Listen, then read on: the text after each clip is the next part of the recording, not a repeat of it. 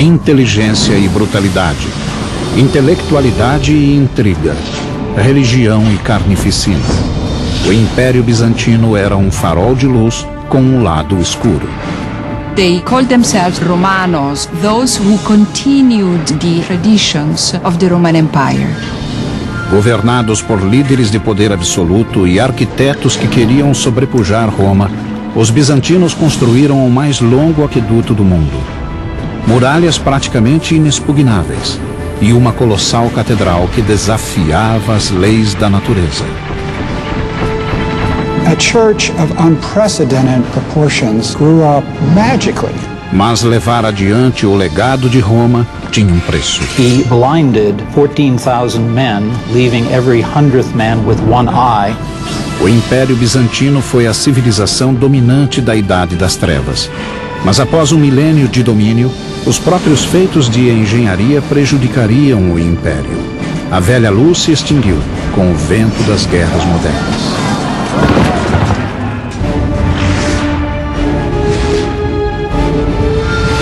Construindo um Império.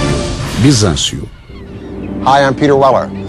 Byzantium was an ancient Greek city-state founded around 600 BC, named after its king Byzantus. They settled here because of this thin strip of water that connected Asia to Europe and the Black Sea to eventually the Mediterranean. This strip of water is called the Strait of Bosphorus, meaning bull track from ancient mythology. Byzantine today means scheming or old or devious. But during its 1100 years, the Byzantine Empire would not only be the savior to the Western world's profound heritage of law and literature, but it would put Christianity on the fast track, and along the way give us the artisans and builders and craftsmen who would eventually light up the Renaissance right into the 21st century. And all of this would happen under the auspices of a single emperor named Constantine, who of all of the fakers and charlatans that history has coughed up to steal the moniker the Great, Constantine really deserved it. Novembro de 324 d.C. Após 2 décadas de feroz guerra civil, o imperador Constantino conseguiu finalmente o controle de todo o Império Romano.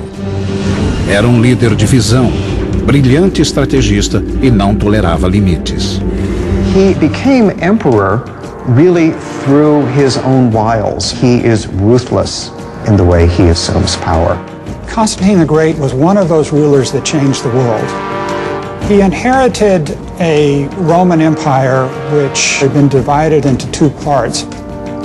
Constantino reunificou o vasto império e governou bem as 2 metades. He was a very astute politician, and he was faced with the problem of both administering and of managing this enormous realm.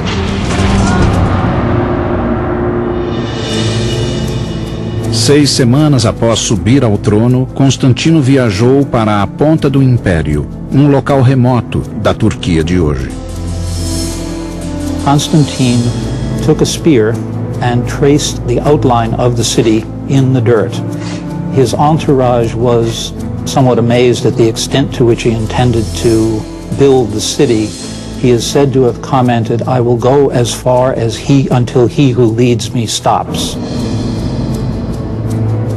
Ele traçara os limites da nova capital do Império, a Nova Roma, um nome que não pegou. Desse esboço nasceu uma cidade esplendorosa no centro de um grande e novo império.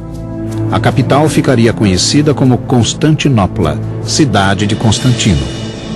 Constantine effectively shifts the center of the Roman Empire and founds a new center. He was moving away from Rome with its old rivalries, political infighting, vested interests and so forth, to create something quite new, which he could mold.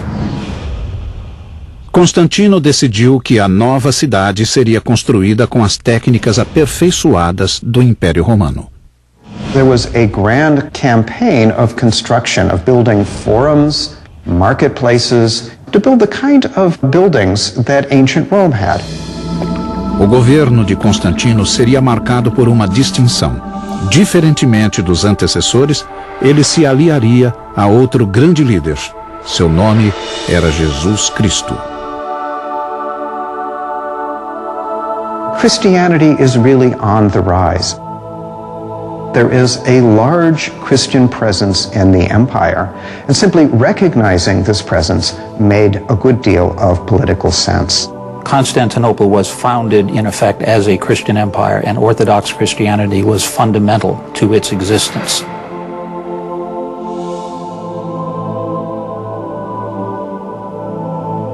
Now we have to remember that even though Constantine was venerated by Christianity, he's still an emperor. In other words, a dictator who's not only killed his son, his stepson, but also his second wife, all on the same trip to Italy. So if the boy wants a city, he's going to get a city and not take no for an answer.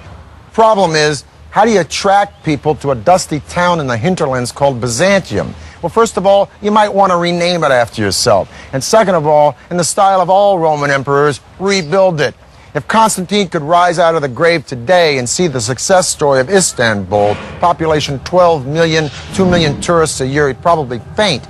Because in 337 AD, when he dies, not only is the city half done, but he's got a big problem.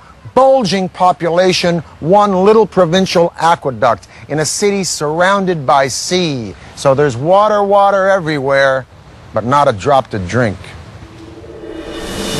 Em meados do século IV, a cidade agonizava de sede. Os sucessores de Constantino tinham de desenvolver um sistema muito maior que o de Roma para manter viva a cidade. O que eles construiriam seria uma das maiores façanhas de engenharia do mundo antigo. There were no local water resources within the city walls of Constantinople, and hence water had to be brought from a much greater distance than anywhere else in the classical world and in the Mediterranean. A tarefa coube a ambicioso imperador chamado Valente, que reinou de 364 a 378 depois de Cristo. Foi ele que projetou e executou o mais longo sistema de aquedutos do mundo. Quando completado, o sistema conduziria água por estonteantes 700 quilômetros, igual a todos os aquedutos de Roma somados. A linha principal começaria a 250 quilômetros a oeste, nas terras da Trácia.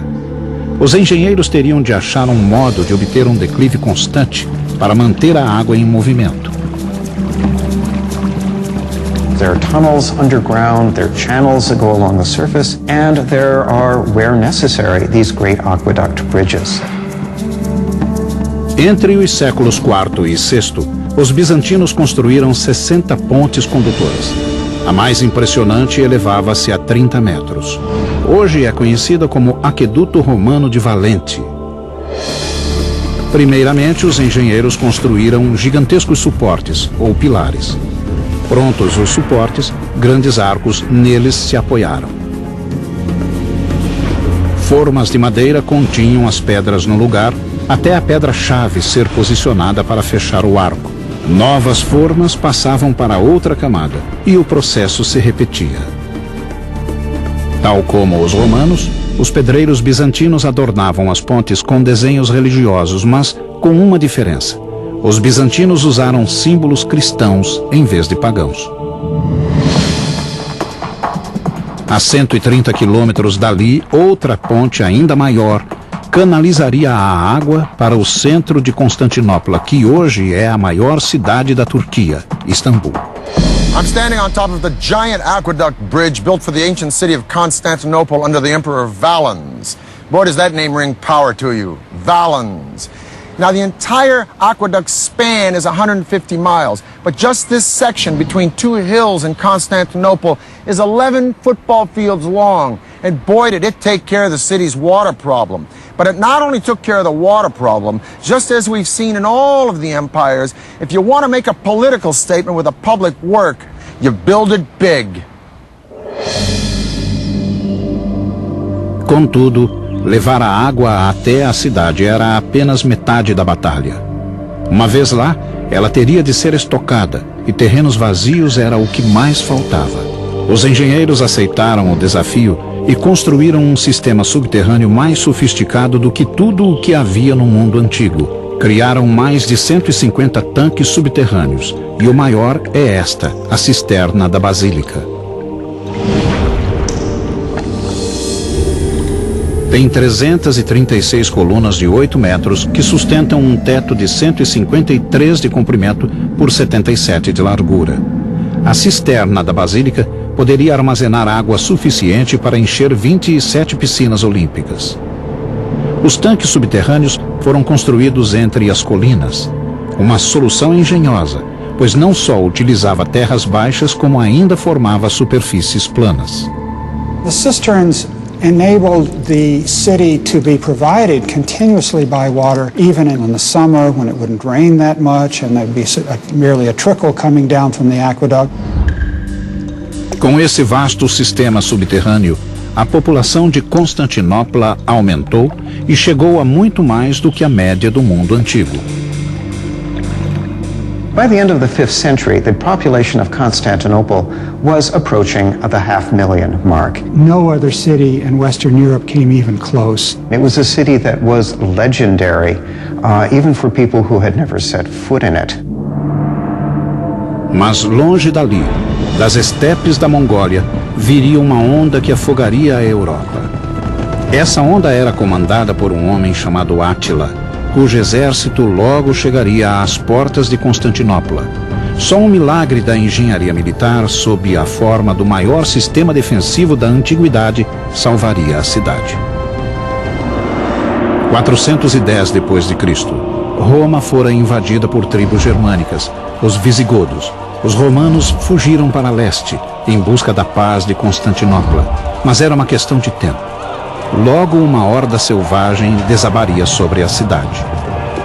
Eram os temíveis hunos.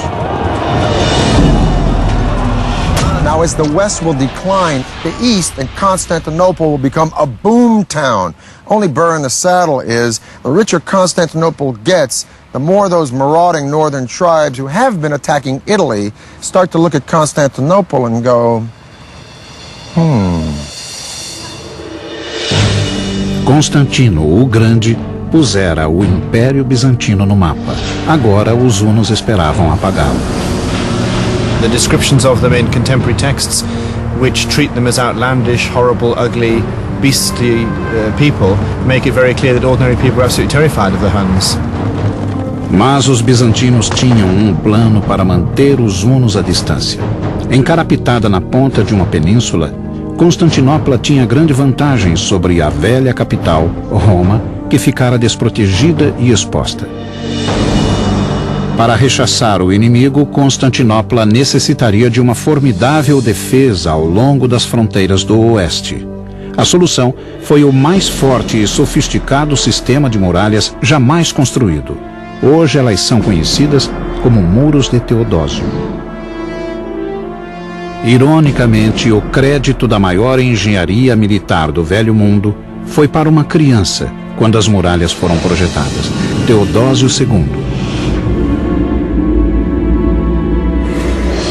A construção das defesas começou quando Teodósio tinha 12 anos. Era o prefeito Antêmio que merecia o crédito da concepção das muralhas. Os romanos construíram muralhas por muitos séculos, mas os bizantinos depararam com um desafio maior. Constantinopla fora erguida sobre uma falha, e os terremotos eram uma constante ameaça. Mas como construir algo que aguentasse terremotos? Resposta: argamassa de calcário. In the West, Romans used concrete, which created a mortar of stone-like hardness that is rigid once it sets. Lime mortar has a little bit of give to it, so that it will allow the buildings to settle without significant breakage. O engenhoso projeto utilizava a argamassa de calcário alternada com faixas de tijolo e pedra. Primeiro, ergueram paredes paralelas, enchidas com pedrisco e argamassa. Para unir as camadas de pedra e pedrisco, faixas de 5 grossas fileiras de tijolos foram assentadas por toda a largura das muralhas. The hidden advantage of that also is that it provides a certain flexibility against minor earth tremors, because the addition of the brick breaks up the solid face of the wall and allows the wall to absorb shock without shattering. Com essa técnica, os bizantinos ergueram uma barreira maciça de mais de 10 metros de altura e nada menos que 5 metros de largura. Tinha 96 torres, que alcançavam mais de 20 metros. Mas aquilo seria suficiente para barrar os hunos? General William Tecumseh Sherman said about the Comanche Indians, the best equestrians of latter years, that they'd been on a horse for so long it looked like they didn't know how to walk. Well, the Huns were the granddaddies of the Comanche. They lived, breathed, and died by the horse. They developed the stirrup, which allowed them to stand up in the saddle and sling arrows and swords with a deadly accuracy. They rode from China to India to Europe, plundering and terrorizing, feasting on raw meat, which they tenderized between their thighs as they rode, dressed in the skins of field mice, which they wore until those skins rotted off. Let me put it this way. Attila and the Huns gave a new meaning to the word fierce. He was very good at what he did. He was very good at raping and pillaging and breaking down the defenses of the Roman Empire. Nos primeiros 7 anos de reinado, Átila conquistou boa parte da Europa. Mas apesar das tentativas, ainda não conseguira capturar Constantinopla. A Mãe Natureza veio ajudá-lo. Em 447 d.C., uma série de terremotos catastróficos abalou a cidade, e muito mais fortes do que os engenheiros haviam previsto. Era a oportunidade que Átila tanto esperara. 57 torres tinham sido arrasadas, deixando a cidade desprotegida. O exército de Átila aproximou-se mais uma vez, ameaçando Constantinopla. Das ruínas, Teodósio ergueu-se e convocou o povo da cidade não só para ajudar a reconstruir as muralhas, como para torná-las mais formidáveis que antes. Mas com os hunos se aproximando, eles tinham algumas semanas para reerguer as muralhas que haviam levado anos construindo. Os bizantinos, porém, deram duro. E as novas muralhas agora contavam com uma linha tripla de defesa. There must have been an enormous amount of planning, a lot of engineering skill. For its period, it was the most complex and expensive defensive system in the world outside of China. Primeira barreira, fosso gigantesco, além dele um enorme terraço. E a seguir, uma nova muralha de 3 metros de altura e 2 de espessura. A última e mais impressionante linha de defesa era a enorme muralha interna, totalmente reconstruída e guardada pelas 96 torres. Each tower is its own individual little castle. So to conquer the walls of the city, it would mean penetrating the moat, the outer walls, the inner wall, 3 lines of defense, and then conquering all of these individual castles one by one. It's an extremely clever system. All the angles, all the possibilities for the technology of the time are covered. A obra foi completada em cima da hora. O exército de Átila surgiu no alto da colina e viu a intransponível defesa de Constantinopla. Átila jamais invadiu a capital bizantina. The city was secure because of its walls. There are any number of times in the history of the Byzantine Empire where attackers get as far as the walls of the city, but they can go no further. Por milênio, o Império Bizantino seria salvo pelas muralhas dos hunos e árabes, dos russos e turcos. The survival of Constantinople for as long as it did survive was very much due to the fact that it was a walled city which was almost impregnable. Tendo terminado a barreira, os engenheiros procuraram proteger a cidade de ameaças vindas do mar. A solução foi inventiva e muito eficaz. Uma corrente gigantesca, a maior já feita no mundo. Os ferreiros bizantinos forjaram essa corrente maciça de comprimento igual ao de 5 campos de futebol, com boias a cada 60 centímetros, as quais flutuavam em troncos de madeira. Quando necessário, os bizantinos faziam a corrente cruzar todo o chifre de ouro, ou seu estuário, isolando assim o porto. Finalmente protegida dos inimigos, Constantinopla pôde crescer. The walls of Constantinople were so thick and so large and so successful because they had to be. Constantinople was extremely rich, and it's like a bank with a very significant vault. It was the richest city in the world. Quase todas as rotas de comércio faziam ponto na cidade. Riquezas de países longínquos como o Egito, China e Rússia passavam pela capital bizantina, no caminho para o Ocidente. Mas com tanto dinheiro e largueza, os inimigos começaram a devastar a periferia em busca de migalhas. The capital may have been bulging with success, but the empire was steadily shrinking as the frontiers fell one after another to marauding tribes. By the death of Theodosius II in 450 AD, the Mediterranean Sea, which had once been like Rome's private lake, now looked like a huge ocean against which the empire was nothing more than a beach resort. Reviving Constantine's Rome would be the single obsession of a very controversial emperor who would marry a very dynamic woman who possessed very special skills. Por todo o século V, o Império Romano Ocidental foi se desintegrando sob o jugo de tribos bárbaras. Em 476, o último imperador romano abdicou do trono. Para muitos, o Império Romano havia terminado. But did it really fall? Because at the same time, here in Constantinople, the Eastern Empire is thriving. It's prospering. And in 527 AD, an emperor named Justinian comes to the throne, who's not only completely committed to recodifying all of Roman law, he's bent on reconquering Constantine's empire. Justiniano I reinou no período de ouro do Império Bizantino. Ironicamente, o homem que resgatou a glória da velha Roma era forasteiro. Well, the Emperor Justinian was born a peasant in what is now northern Yugoslavia, and he came with his uncle Justin to Constantinople to seek their fortunes. Seu reinado de 40 anos foi marcado pelo brilhantismo intelectual, por trabalho ético sem paralelo e pela crueldade sem freio. 2 anos antes de assumir o poder, Justiniano casou-se com uma linda e autoritária mulher chamada Teodora. Só havia um problema. Teodora tinha sido dançarina de cabaré. Para limpar esse pouco recomendável passado, Justiniano promoveu-a. No dia de sua coroação, nomeou Teodora co-imperatriz. A ascensão da jovem dançarina chocou a aristocracia bizantina. She was supposedly a prostitute hanging out around the hippodrome, involved in things like bear dancing. Not exactly sure what happens in bear dancing, but evidently it was not such a great thing. And she had a very active sex life. Juntos, Justiniano e Teodora governaram o império como iguais.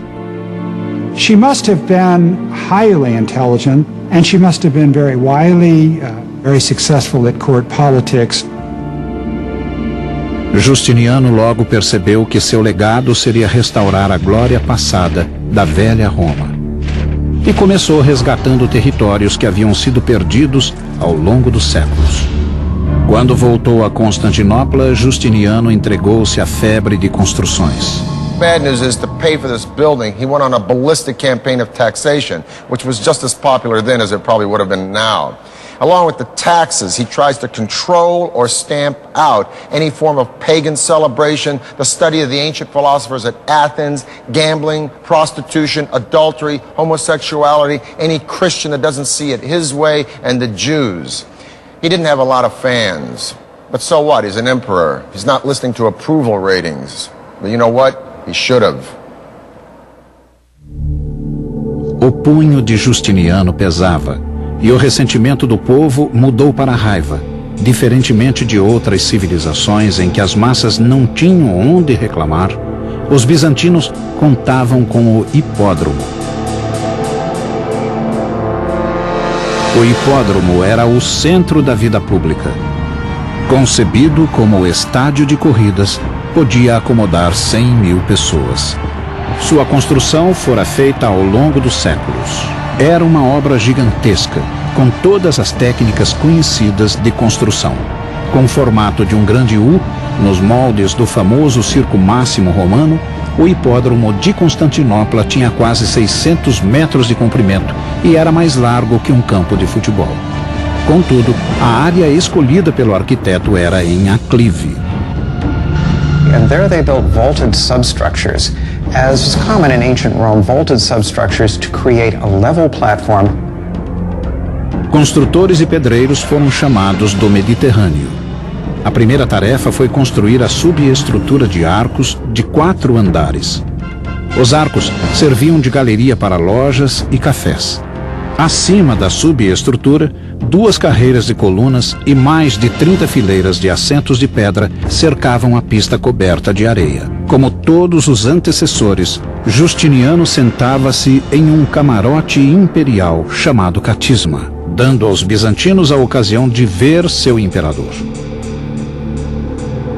It was a combination of sports stadium, public spectacle stadium, imperial propaganda, pulpit, all those things. It could seat huge numbers of people.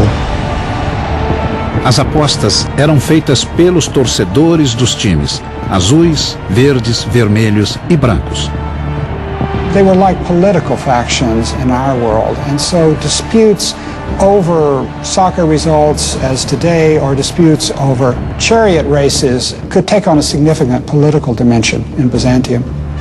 O hipódromo era uma das glórias arquitetônicas de Constantinopla, mas em 532 d.C., ele se tornaria palco de um dos mais brutais atos de um imperador contra o povo.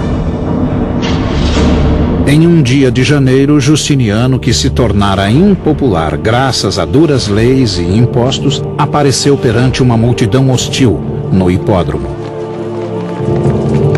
All of a sudden they came together, and they came together against the emperor. The ceremonial political center of the empire was right there, and you had tens of thousands of people opposed to the emperor right at the core of the empire. The Blues and the Greens weren't like the Jets and the Sharks. They were factions that ran all the way from street thugs right up the political animal to the aristocracy.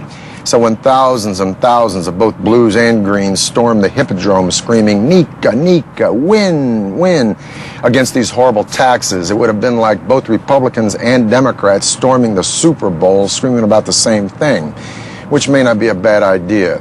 The sad news is it turned into a riot, and the riot turned into mayhem, and a week later, a third of the city lay in ashes. Justinian was so scared he was about to pack his bags and split. But thank goodness for a strong woman. He was all prepared to get on a ship and clear off to the Asian side of the Bosporus, but the Empress Theodora, who started life as an actress stroke prostitute, said, "I've got this far, I'm not giving up now, stay and fight." So he did. As palavras de Teodora convenceram Justiniano, cujo revide seria assustador e terrível. Mandou que os generais reunissem um exército e marchou para o hipódromo. The conclusion of the Nicaea riot is one of these events of biblical proportion. Justinian calls the rebels to meet in the Hippodrome, suggesting that he may compromise with them. But in fact, he gets them into the Hippodrome, closes the gates, and they are massacred by the imperial troops.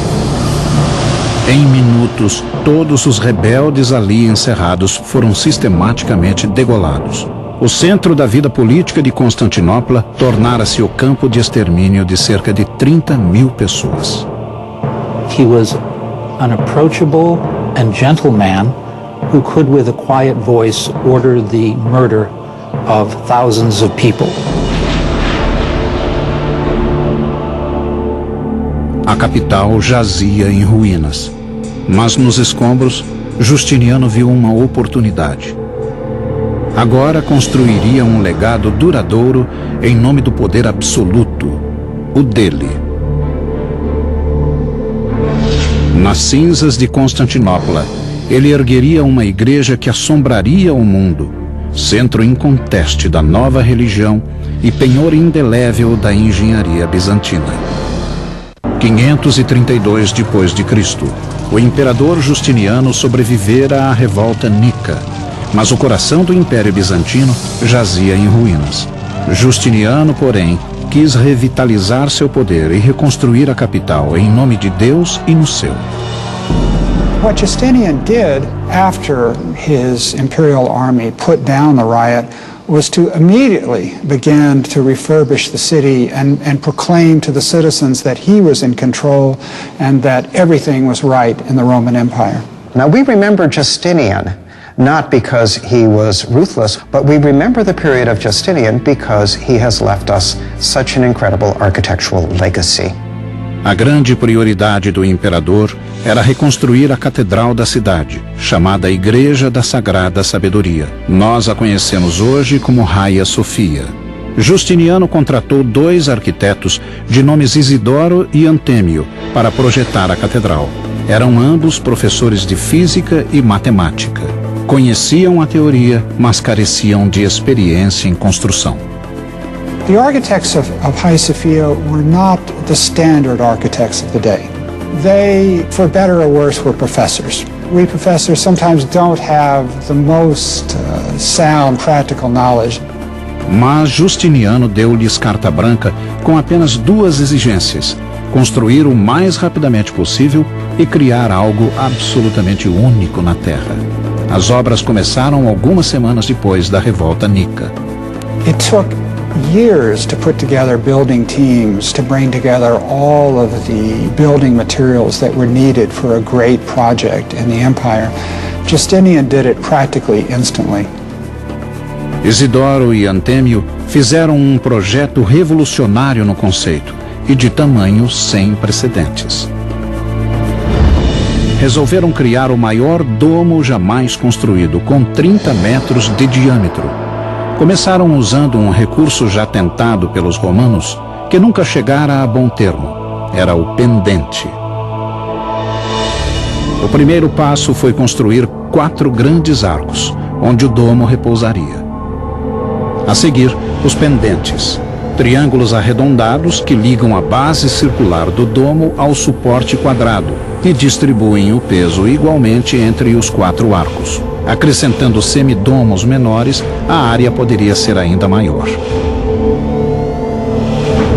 Com o uso de pendentes, os arquitetos de Justiniano puderam construir um domo gigantesco que aparentemente pairava no ar. O domo tinha 55 metros de altura, quase 10 a mais que a Estátua da Liberdade. A nave, que ficava abaixo do domo, era um enorme espaço livre de 75 metros por 70. There were 100 teams of workmen, each with 100 men, with half of them working on the north side of the building, half of them working on the south side of the building, and competing to create the great building. A church of unprecedented proportions grew up magically, almost magically, faster than any kind of construction at that time on that scale. Hagia Sophia foi inaugurada em 537 d.C., menos de 6 anos após a pedra fundamental. Justinian was very proud of his church, as he should be. It was a great idea, it was a great conceptual plan. The implementation of that plan, the actual structure, was risky. A more experienced or pragmatic builder would have seen that trying to build a dome of this size with the materials given in a short amount of time would have been dicey at best. Before the construction was even finished, the 4 piers hold up the arches started to buckle and collapse. 20 years later, an earthquake happens, boom, whole dome comes in. Now, Isidorus the Younger, the nephew of the original Isidorus that built it, addressed the flaws in the dome, had to reconstruct it. One of the flaws, most important one, is that he raised the pitch of the dome because more vertical load of a higher dome will drive the weight into the ground, which is good support. A short, squatty dome with horizontal load drive the weight sideways and kaboom, the dome falls in. So Isidorus raises the dome 21 feet, boom, and voila, you got the dome you see today. A Hagia Sophia ficou conhecida não só pelo projeto arrojado. Até as colunas foram adornadas com monogramas do imperador e da imperatriz. We are never allowed to forget that this is the great achievement of Justinian and Theodora. Justiniano havia criado um centro para a cristandade e mais tarde consolidou Constantinopla como capital do mundo cristão. he got an architect that was going to make a grand statement. And a grand statement was made. The largest church in Christendom, the greatest dome space in the world until the Renaissance. He got a building that dwarfed any of the great baths of ancient Rome or any of the great temples of the ancient world. No final da era Justiniano, o império atingira seu tamanho maior, englobando a Síria, a Palestina, a Ásia Menor, Itália, Grécia e o norte da África, isto é, Egito. Mas o povo bizantino pagaria caro por tamanha expansão. As constantes campanhas militares de Justiniano, mais a obsessão de reconstruir Constantinopla, virtualmente levaram o império à falência. The empire really never recovers from the megalomania of Justinian. It's perhaps fitting that the dome of Hagia Sophia collapses. It's as if Justinian, as he is overextending the political boundaries of the empire, he's also overextending the architecture as well. Por 3 séculos após a morte de Justiniano, uma série de imperadores governariam um território cada vez menor. Apesar disso, Constantinopla manteve-se ilesa, e no século X os bizantinos mais uma vez se ergueriam no fulgor da glória militar. Combateriam com armas novas, sob a chefia do guerreiro mais estrategicamente militar entre todos os que usaram a coroa. The year is 1000 AD, the end of the first millennium of the Common Era. The force of Europe now lies in the north, with France and Germany and the Holy Roman Empire. While here in Constantinople in the east, the Byzantines have survived wars with Visigoths, Persians, Avars, and Arabs, and weathered a very disheartening period in the 700s called iconoclasm, where they have smashed most of their art. But the Byzantines are on the rebound now, and by 1014 they are poised to reconquer the entire Balkan Peninsula from the Danube River all the way to Greece. Quem comandou os bizantinos em sua volta foi Basílio II. Homem do povo, Basílio foi o mais brilhante militar do lendário império. He was an emperor that did not sit back and enjoy the luxuries of the palace. He went out campaigning every season, leading the Byzantine armies against the foes. He was seen to be a soldier's emperor, but there's no doubt he ranks as a highly competent, very able, very intelligent, very versatile military leader, as well as a good ruler. O maior inimigo de Basílio era o rei Samuel, que reinava na Bulgária, um país eslavo que buscava o controle da Península Balcânica.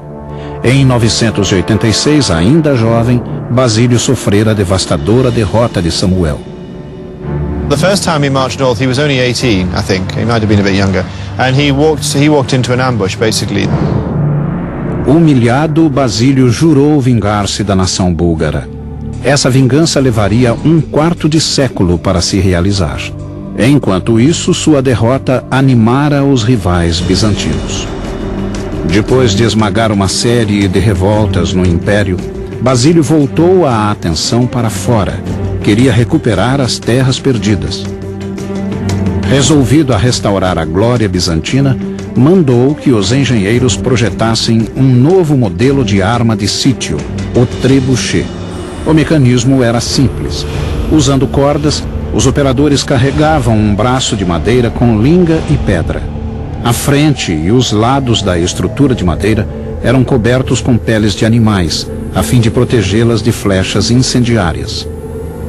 You'd have your axle and your pivoting sling because of the disparity between the short end on one side of the axle and the long end on the other. You'd maximize the velocity in the swing, so you could throw substantial weights considerable distances.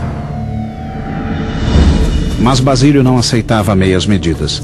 O trebuchet de seus engenheiros arremessava pedras de mais de 200 quilos e exigia muita força para ser operado. 400 homens. Com as melhores tropas do mundo e o melhor aparato de sítio, o exército bizantino era irresistível. Após anos de batalhas, Basílio desenvolvera um sistema de férrea disciplina com seus homens. He has a reputation of being harsh but fair, and of course, if the soldiers believe in their leader, they'll fight better and more effectively. Ele proibiu que quebrassem a formação e ensinou-lhes a estar sempre prontos a qualquer momento. Seu exército deslocava-se rapidamente em qualquer terreno. Finalmente, em 1001, Basílio decidiu que era tempo de voltar à Bulgária e realizar sua esperada vingança. He then turns his attention back to Bulgaria and spends the next 15 years basically solidly campaigning year on year on year, gradually destroying the Bulgars' infrastructure, ravaging the countryside, destroying the economy. O rei Samuel logo conheceria o vendaval que viria de Basílio. Samuel had been the only man to beat Basil in battle, and for that distinction he would pay dearly.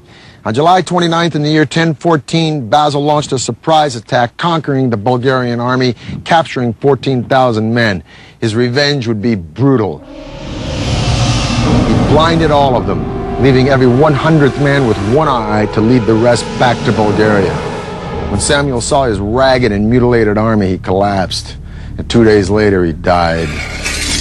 It's one thing to execute all of these people. It's another thing to send them back to the country where their countrymen in some ways have to take care of all these people. So they become a kind of permanent liability to the society. Essa cruel vitória valeu ao imperador o controle dos Balcãs e o cognome Matador de Búlgaros.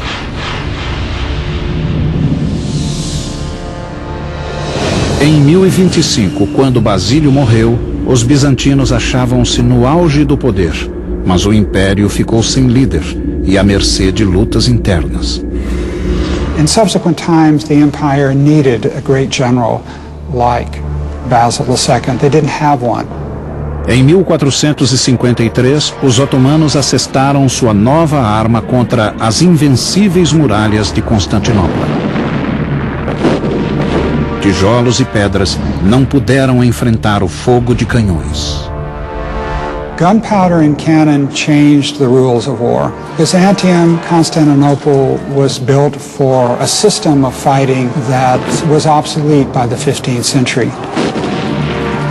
Após 1100 anos, as muralhas inexpugnáveis finalmente caíram.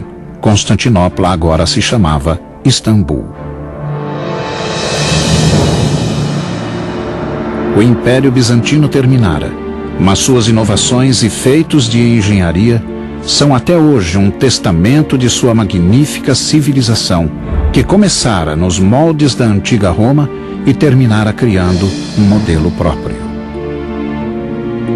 What's fascinating about the Byzantine Empire is we tend to talk about empires in terms of their political might. With the Byzantine Empire, we have to understand it as a cultural power. It was a highly sophisticated intellectual culture. The Greek monks, Greek priests were interested in ancient literature. They preserved ancient text. It is often said that the fall of Constantinople, with the books going to the West, is what aided in the birth of the Renaissance.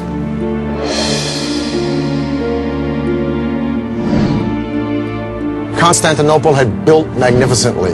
They catapulted Christianity into the world. They shaped the Western world's laws. They preserved the heritage of knowledge from antiquity. But the Byzantine Empire was gone for good. For the History Channel, I'm Peter Weller.